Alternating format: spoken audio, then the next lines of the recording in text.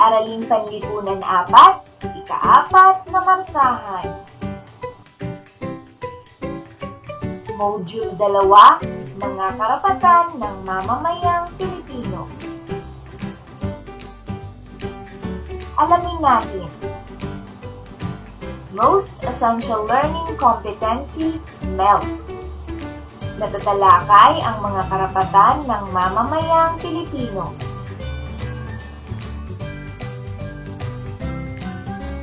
Layunin, natutukoy ang bawat karapatan ng mamamayang Pilipino. Naiisa-isa ang mga karapatan ng mamamayang Pilipino. Napahahalagahan ang mga karapatan ng bawat mamamayang Pilipino. Subukin natin. Panuto, tukuyin kung anong uri ng karapatan ang inihahayag ng bawat pangungusap. Piliin ang tamang sagot sa loob ng kahon. Titik lamang ang isulat sa iyong papel.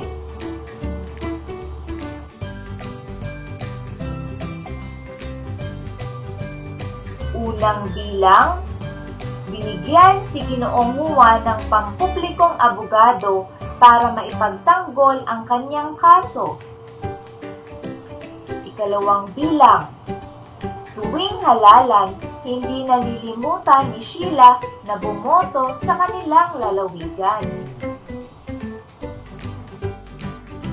Ikatlong bilang, hindi pinigilan si Iska ng kanyang ama na sumapi sa relihiyon na kanyang napangasawa. Sa apat na bilang, nasunod ang pangarap ni Yen na maging guro. Ikalimang bilang, ibinigay ng pamilya Mendoza kay Ami ang pagmamahal na kailangan niya kahit ampun lamang siya. Ika-6 na bilang, natupad ang pangarap ni Pedro na makabili ng lupa at bahay. Sa 7 bilang, kumuha ng testigo si Marlon para sa kanyang kaso. Sa 8 bilang, mahilig umawit ang magkaibigang Neri, Judy at Marisa, kaya naisipan nilang magtatag ng samahan para mas lalo pa nilang malinang ang kanilang talento.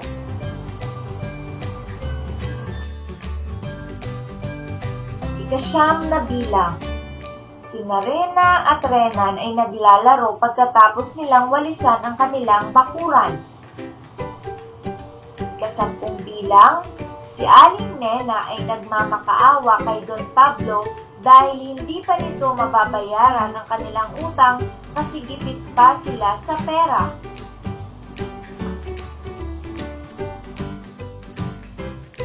Mga sagot.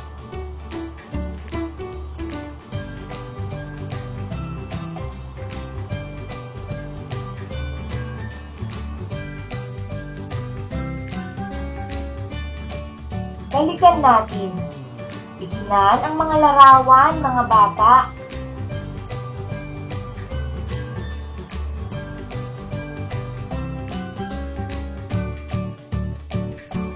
Ano-ano ang naibibigay sa inyo ng inyong mga magulang, ng paaralan at ng pamayanan? Bakit kaya ito ibinibigay sa inyo?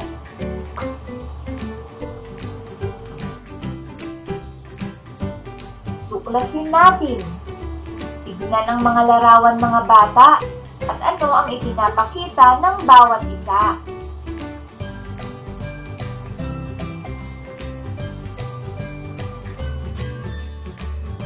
Sulitin natin. Mga karapatan ng mamamayang Pilipino. Ang karapatan ay kalagayan o sitwasyon ng isang tao na dapat ay malaya niyang tinatamasa. Artikulo 3, Seksyon 1 hanggang 22 ng Saligang Batas ng 1987. Dito nakasaad ang mga kalipunan ng mga karapatan ng mamamayan. Mga karapatan ayon sa konstitusyon. Merong 4 na karapatan ayon sa konstitusyon. Yan ay ang sibil, politikal, panlipunang pangkabuhayan at nasasakdal. Unahin na natin ang mga karapatang sibil.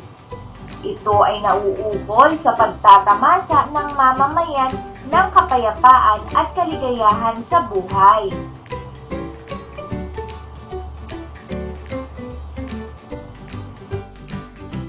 Ang mga halimbawa ng karapatang sibil ay ang mga sumusunod. Una, karapatang mabuhay. Ikalawa, karapatang magsalita at ipahayag ang sarili.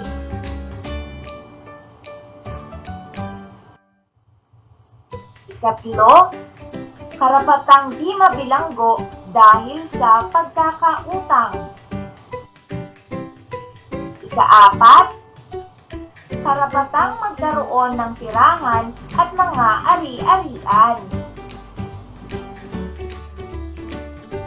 Ika-5, karapatan laban sa sapilitang paglilingkod. Ika-6, karapatan sa pantay na proteksyon sa batas. Ika-7, karapatan sa di makatwiran na pagdakip at paghalughog. Narito naman mga bata ang mga karapatang politikal. Ito ay nauukol sa ugnayan ng mamamayan at ng ating pamahalaan. Ito ay ang mga sumusunod. Una, karapatang bumoto. Ikalawa, karapatan sa pagkamamamayan. Ikatlo, karapatang magpetisyon. At ika-4, kalayaang magsalita, maglimbag at magtipon-tipon. Ika-5, karapatang bumuo ng samahang hindi labag sa batas. Ika-6, karapatang gumanap ng tungkuling pampubliko. Ika-7, karapatang alamin ang mahahalagang impormasyon ukol sa pamamalakad ng pamahalaan. Narito naman mga bata ang mga karapatang panlipunan. Ito ay nakatutulong sa pangangalaga ng kapakanan ng mga mamamayan gaya ng mga sumusunod. Una, karapatang pumili ng relihiyon. Ikalawa, karapatang maglakbay. Ikatlo, karapatan sa lihim na korespondensya at komunikasyon. Narito naman ang mga karapatang pangkabuhayan. Ito ay tumutulong sa pangangalaga ng kapakanan ng kabuhayan tulad ng mga sumusunod. Una, karapatang pumili ng hanap buhay. Ikalawa, karapatang maging ligtas sa maruming kapaligiran at pagawaan. Ikatlo, karapatang makinabang sa mga likas na yaman. Ika-4, karapatan na bayaran ng wasto sa pribadong ari-arian na ginamit ng pamahalaan. At ika-5, karapatan sa edukasyon. Ika-6, karapatan sa pagmamay-ari. Narito naman mga bata ang mga karapatan kapag nasasakdal. Sa katunayan, ang karapatan kapag nasasakdal ay isang karapatang sibil. Pinangangalagaan ng karapatang sibil na ito ang nasasakdal laban sa anumang kasalanan sa pamamagitan ng makatarungang paglilitis. Ito ay ang mga sumusunod. Una, karapatang marinig sa hukuman. Ikalawa, karapatang malaman ang kaso laban sa kanya. At ikatlo, karapatang pumili ng magaling na abogado. Ikaapat, karapatan sa madalian at walang kinikilingang paglilitis. Ikalima, karapatang magkaroon ng testigo. Ikaanim, karapatang magkaroon ng sapat na tulong. Ikapito, karapatang magbayad ng piyansa upang pansamantalang makalaya. Ikawalo, karapatan laban sa malupit at di makataong pagpaparusa. Ikasyam, karapatang maituring na walang kasalanan o inosente hanggang hindi napapatunayan ng korte. Ikasampu, karapatan laban sa dalawang ulit na kaparusahan sa iisang kasalanan. 11, karapatang makaharap ang umaakusa at mga saksi. Narito naman mga bata, ang mga karapatan na naaayon sa inyo. Ang Samahan ng Nagkakaisang Bansa o United Nations ay bumuo ng pandaigdigang kasunduan ng mga karapatan ng mga bata o Universal Declaration of Children's Rights upang tugunan ang pang-aabuso sa mga bata sa iba't ibang panig ng mundo. Narito ang mga karapatang nakapaloob sa kasunduan. Unahin na natin ang karapatang mabuhay. Nariyan din ang karapatang maging malusog. Ikatlo, karapatang magkaroon ng pangalan at nasyonalidad. Ikaapat, karapatang magtamasa ng maayos na pamumuhay kahit may kapansanan. Ikalima, karapatang mahalin at alagaan ng magulang. Ikaanim, karapatang ampunin kung ito ang higit na makabubuti.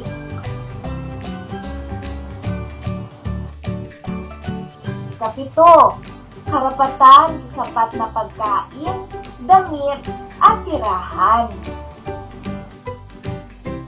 Ikawalo, karapatan sa sapat na edukasyon. Ikasyam, karapatang maprotektahan laban sa diskriminasyon. Ikasampu, karapatan sa malayang pagpapahayag ng sarili. Ikalabing-isa, karapatan sa malayang pag-iisip, budhi at relihiyon. Ikalabing-dalawa, karapatang magpahinga at maglaro. Ikalabing-tatlo, karapatan sa impormasyong kapaki-pakinabang. Ikalabing-apat, karapatan sa malayang pagsali sa samahan at mapayapang pagpupulong. Ikalabing-lima, karapatan na mabigyan ng proteksyon laban sa pagdukot at pagbebenta ng mga bata. At ikalabing-anim, karapatan na mabigyan ng proteksyon laban sa armadong labanan. Ikalabing-pito, karapatang mabigyan ng proteksyon laban sa malupit na parusa. At ikalabing-walo, karapatang mabigyan ng proteksyon sa mga bawal na gamot. At ikalabing-siyam, karapatan na mapangalagaan laban sa sexual na pagmamalabis. Ikadalawangpu, karapatang mapangalagaan sa pagsasamantalang paghahanap buhay. Pagyamanin natin. Unang gawain, panuto, pagtapat-tapatin at basahin ng mabuti ang hanay A at piliin sa hanay B kung anong uri ng karapatan ang mga ito. Isulat lamang ang titik ng tamang sagot sa iyong papel.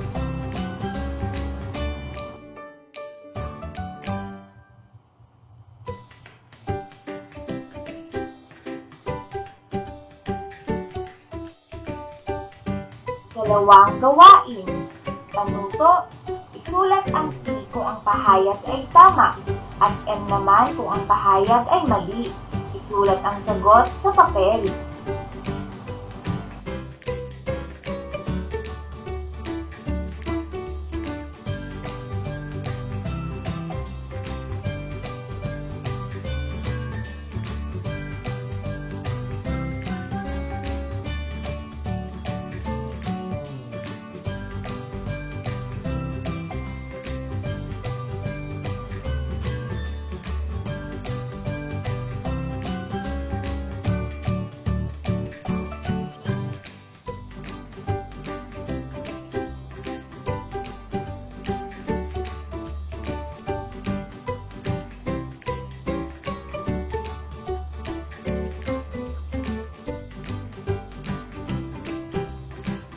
Isip natin. Hanapin sa puzzle ang mga salitang nasa kahon na may kaugnayan sa ating naging paksa. Kopyahin ito at bilugan ang inyong mga sagot. Gawin ito sa inyong papel.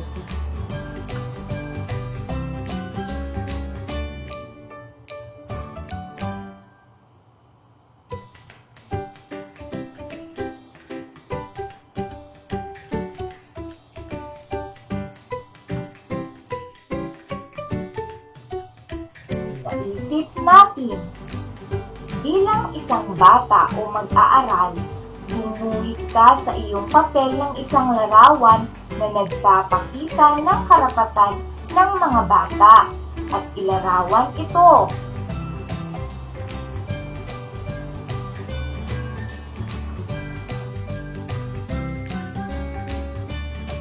Kayahin natin. Panuto, tukuyin kung anong uri ng karapatan ang inihahayag ng bawat pangungusap. Piliin at isulat sa papel ang titik ng tamang sagot na nasa ibaba.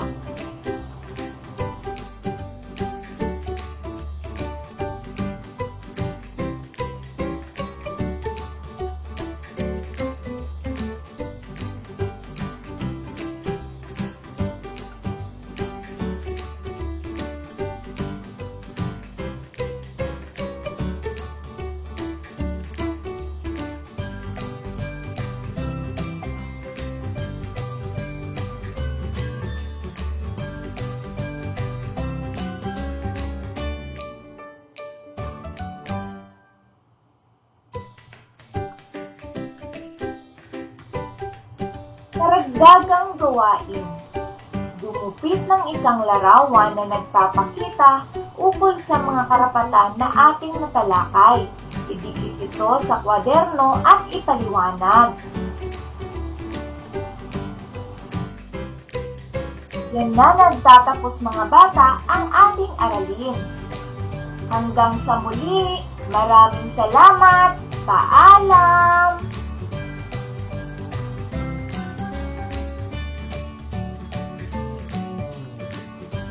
Araling Panlipunan 4, ika-4 na markahan. Module 2, mga karapatan ng mamamayang Pilipino. Alamin natin. Most Essential Learning Competency, MELC. Natatalakay ang mga karapatan ng mamamayang Pilipino.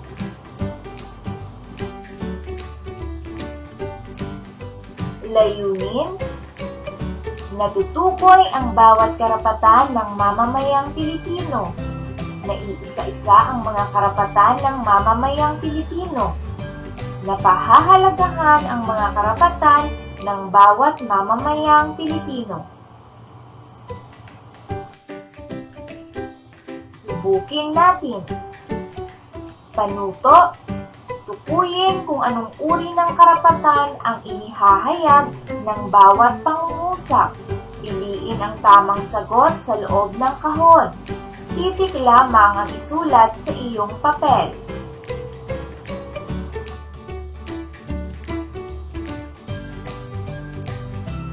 Unang bilang, binigyan si Ginoong Juan ng pampublikong abogado para maipagtanggol ang kanyang kaso.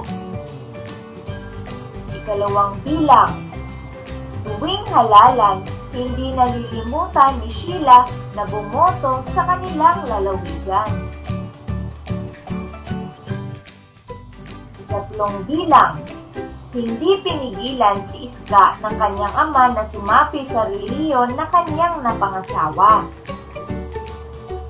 Ikaapat na bilang, nasunod ang pangarap ni Yen na maging guro. Ikalimang bilang, ibinigay ng pamilya Mendoza kay Ami ang pagmamahal na kailangan niya kahit ampun lamang siya. Ika-anim na bilang, natupad ang pangarap ni Pedro na makabili ng lupa at bahay. Kapitong bilang, kumuha ng testigo si Marlon para sa kanyang kaso. Ikawalong bilang, mahilig umawit ang magkaibigang Mary, Judy at Marisa, kaya naisipan nilang magtatag ng samahan para mas lalo pa nilang malinang ang kanilang talento.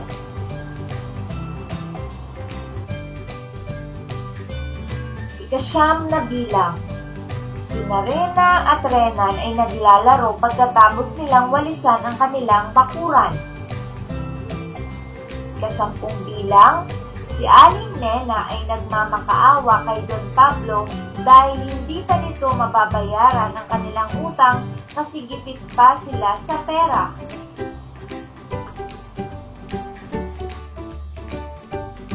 Mga sagot.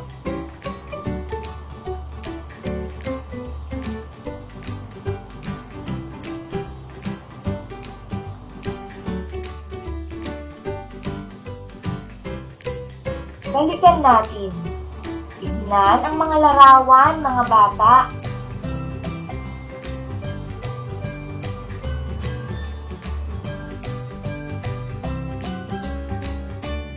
Ano-ano ang naibibigay sa inyo ng inyong mga magulang, ng paaralan at ng pamayanan? Bakit kaya ito ibinibigay sa inyo?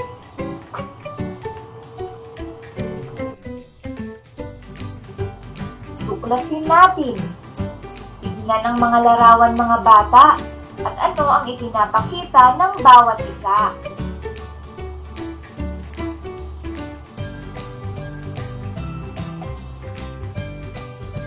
Suriin natin. Mga karapatan ng mamamayang Pilipino. Ang karapatan ay kalagayan o sitwasyon ng isang tao na dapat ay malaya niyang tinatamasa.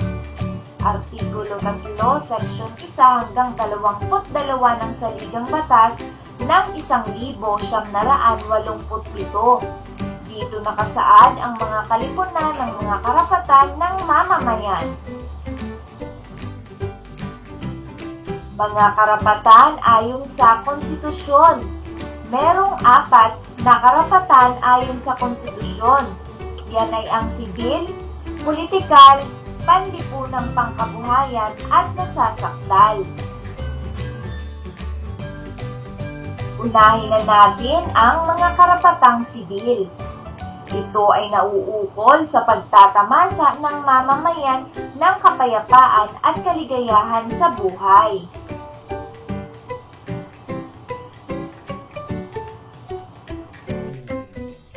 Ang mga halimbawa ng karapatang sibil ay ang mga sumusunod. Una, karapatang mabuhay. Ikalawa, karapatang magsalita at ipahayag ang sarili.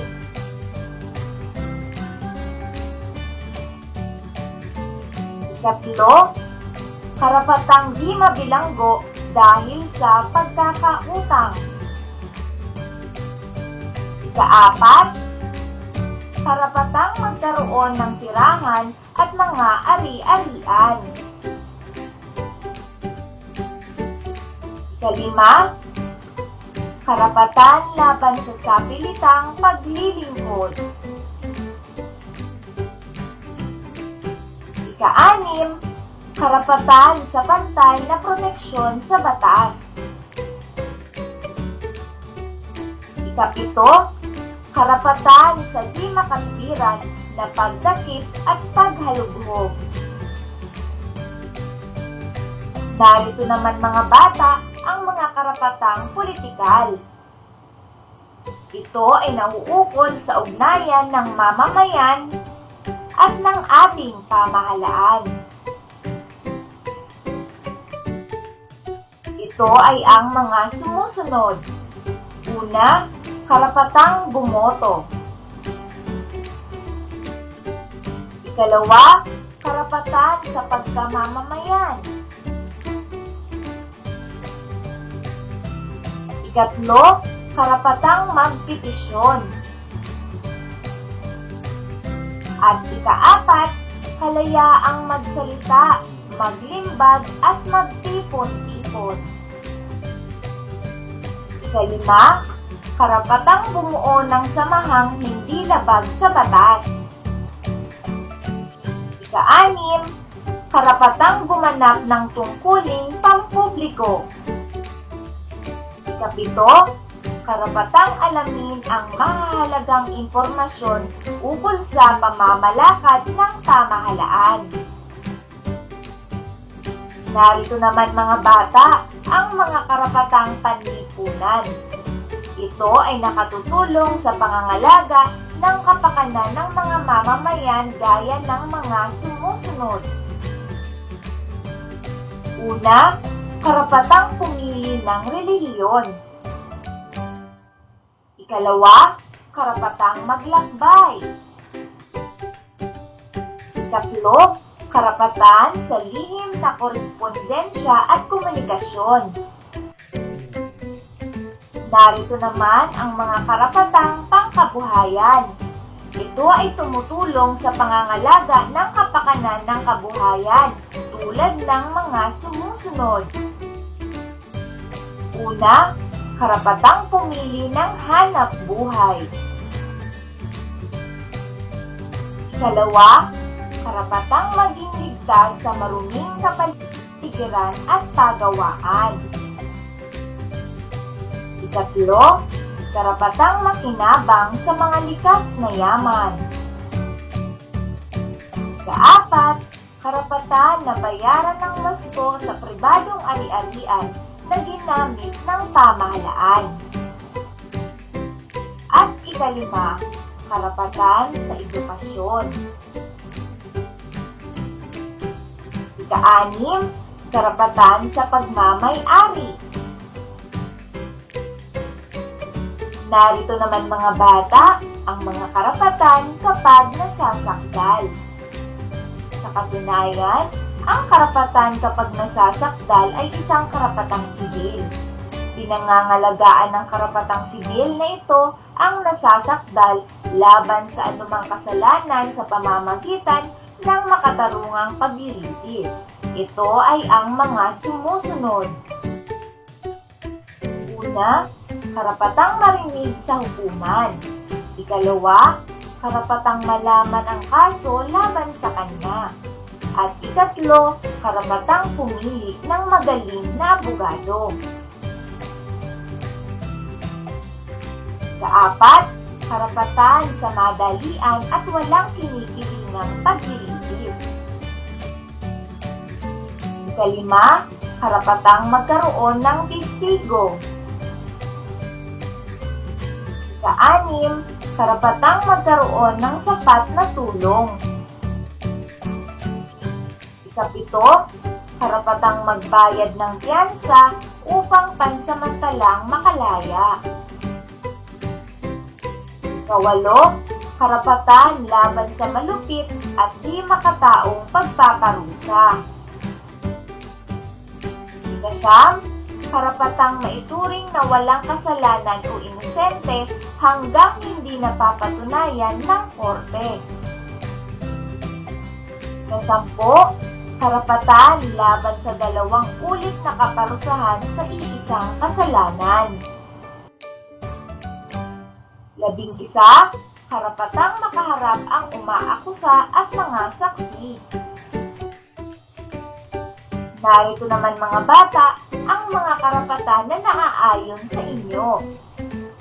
Ang Samahan ng Nagkakaisang Bansa o United Nations ay bumuo ng pandaigdigang kasunduan ng mga karapatan ng mga bata o Universal Declaration of Children's Rights upang tugunan ang pang-aabuso sa mga bata sa iba't ibang panig ng mundo. Narito ang mga karapatang nakapaloob sa kasunduan. Unahin na natin ang karapatang mabuhay. Nariyan din ang karapatang maging malusog. 3, karapatang magkaroon ng pangalan at nasyonalidad. 4, karapatang magtamasa ng maayos na pamumuhay kahit may kapansanan.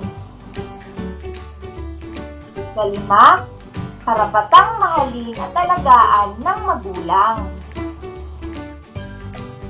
6, karapatang ampunin kung ito ang higit na makabubuti.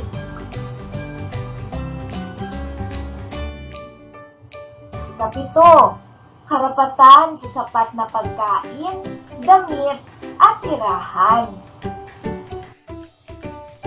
8, karapatan sa sapat na edukasyon. 9, karapatang maprotektahan laban sa diskriminasyon. 10, karapatan sa malayang pagpapahayag ng sarili. 11, karapatan sa malayang pag-iisip, budi at relihiyon. 12, karapatang magpahinga at maglaro. 13, karapatan sa impormasyong kapakita-kinabang. 14, karapatan sa malayang pagsali sa samahan at mapayapang pagpupulong. 15, karapatan na mabigyan ng proteksyon laban sa pagdukot at pagbebenta ng mga bata. At 16, karapatan na mabigyan ng proteksyon laban sa armadong labanan. 17, karapatang mabigyan ng proteksyon laban sa malupit na parusa. At 18, karapatang mabigyan ng proteksyon sa mga bawal na gamot. At 19, karapatan na mapangalagaan laban sa sexual na pagmamalabis. 20, karapatang mapangalagaan sa pagsasamantalang paghahanap buhay. Pagyamanin natin. Unang gawain, panuto, pagtapatapatin at basahin ng mabuti ang hanay A at piliin sa hanay B kung anong uri ng karapatan ang mga ito. Isulat lamang ang titik ng tamang sagot sa iyong papel.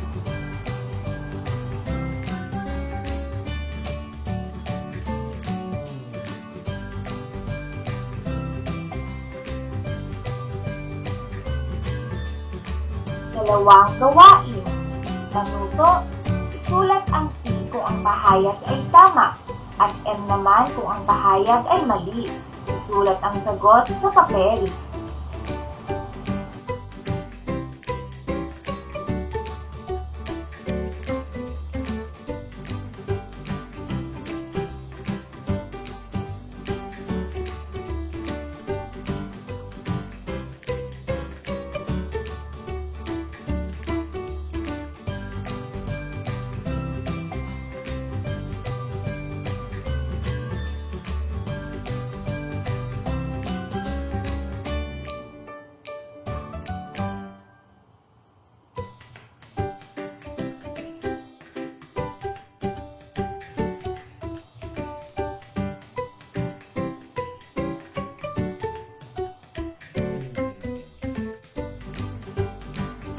isip natin.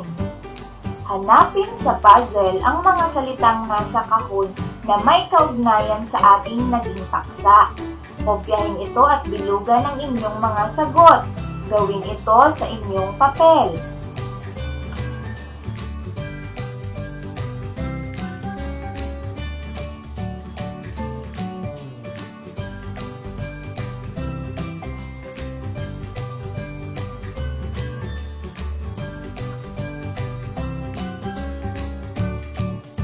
Isip natin.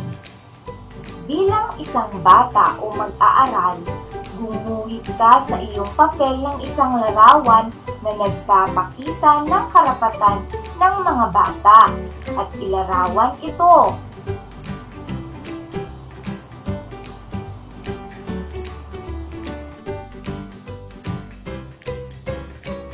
Kayahin natin. Panuto. Tukuyin kung anong uri ng karapatan ang inihahayag ng bawat pangungusap. Piliin at isulat sa papel ang titik ng tamang sagot na nasa ibaba.